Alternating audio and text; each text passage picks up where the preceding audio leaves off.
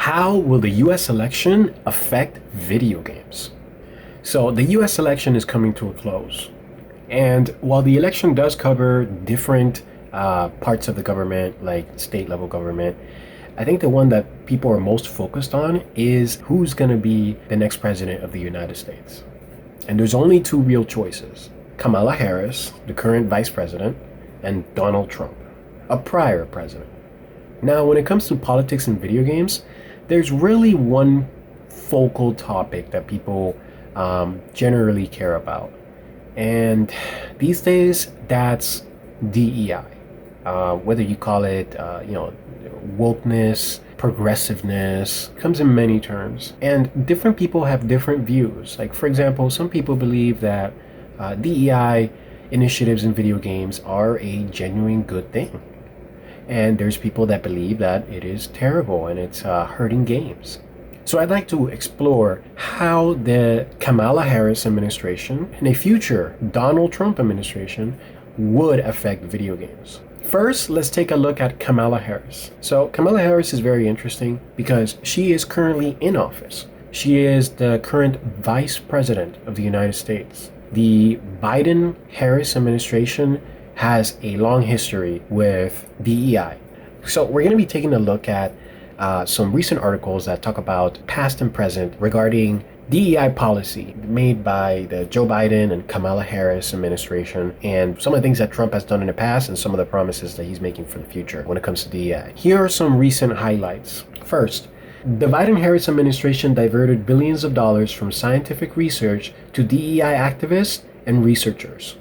Montana government officials criticized a Biden-Harris decision that blocked federal funding to Montana universities because they failed to submit sufficient details on their DEI hiring practices. FEMA, the United States Emergency and Disaster Response Division, has been criticized for its focus on DEI initiatives over disaster relief response. Biden's Harris administration focused on diversity at the Veteran Affairs at the cost of massive backlogs. So that's veterans struggling to receive treatment and have their services taken care of due to a shift in focus.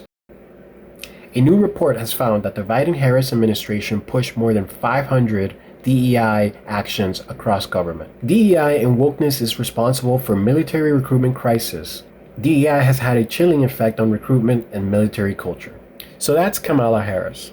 As you can see, Kamala Harris and President Biden have welcomed DEI with open arms. I'm not saying that's a good thing or a bad thing. It's just how they prefer to enact policy. Let me know in the comments. Do you believe that state and federal level government policy, funding, and grants has an effect on video games? Now, let's quickly look at Trump, right? So, Trump plans to ban diversity and inclusion programs on his first day in office. Okay, I don't think there's many people that are surprised by this. Donald Trump is at the polar opposite end when it comes to DEI initiatives compared to Kamala Harris. So him saying, that he plans to ban diversity and inclusion programs on his first day in office, that's typical Trump. During his 4 years in office, the Equal Employment Opportunity Commission was pushed away from a focus on gender identity discrimination. So again, that's very Trump. Trump says universities are ran by Marxist maniacs and has plans to reclaim them. So I don't really have to go over a lot of the headlines on what Donald Trump believes. As we covered before, like Donald Trump is very, he's a known quantity. He's not a big fan of DEI initiatives. The Republican Party in particular are not fans of DEI. So it makes sense that he would be against this, and it makes sense that, under his administration, the country will follow a different path. Now, you may be thinking, how is any of this relevant to video games? Well, it's simple. We can look back towards that Montana report. You see, video game professionals in the United States generally come from universities. And universities are a hotspot for DEI ideology.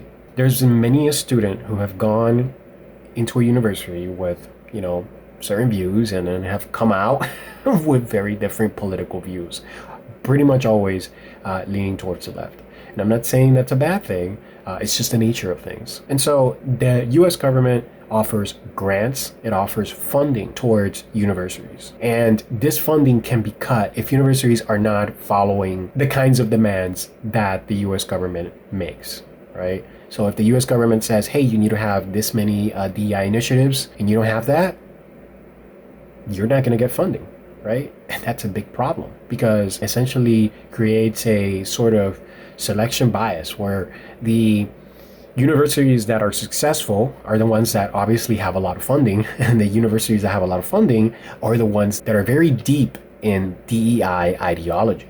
It doesn't stop there.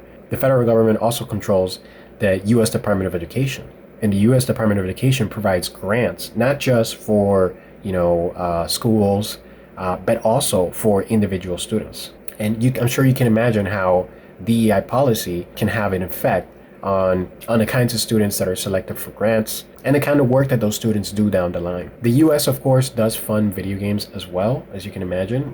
This can happen in various ways. Companies that maybe follow DEI have an easier time receiving certain tax credits or grants. There's different initiatives that the US government has in terms of, funding video games. Like, for example, the US created a while back an international game dev exchange program to promote diplomacy. So this exchange program, provided services, access, funding towards different countries, right? The idea of it is that the US is offering resources to other countries to help them develop video games. And one of the key ones is American developers, right? Access to American developers so that American developers can teach, foreign developers how to develop video games, from, how to write stories, how to code their games, how to use engines like, Unreal Engine, all sorts of things. And I'm sure many of you are probably thinking to yourselves, wait a minute, American video games they can be considered very DEI. One example of that recently is Dragon Age: The Veilguard. It screams DEI, and you see that a lot in the AAA American video game industry, right? And so the American devs going over to other countries and teaching them how to make games like Americans do, I mean, yeah. And this is by a government that is very pro-DEI, is very focused on pushing DEI in the military, DEI everywhere, really. And so it makes sense that what the government prioritizes in terms of policy, in terms of the direction that the country should go, is going to affect, and it's going to have a snowball effect, an effect that spreads throughout the country. How the government funds and encourages and supplies is going to have an effect on how video games are made. Many video games have been funded from DEI initiatives. Right? There was an explosion in 2021 of DEI games because of the funding that was coming from various sources. Some of those sources are governments across the world, right? So this is what it comes down to. If you like the direction that the country has gone in the last 4 years, especially when it comes to DEI or the kinds of politics that are more left-leaning, right, that you see out of the Biden and Kamala Harris administration, then a vote for Kamala Harris, would make a lot of sense. If you feel that the country has gone in the wrong direction, if you feel that maybe even video games have gone in the wrong direction when it comes to the kind of stories that they make, the kind of content AAA games have these days, then perhaps a vote for Trump would be better in your favor. It really comes down to what you personally believe. And at the end of the day, I recommend all of you, if you are American, to get out there and vote. No matter what side you're on, vote and let your voice be heard.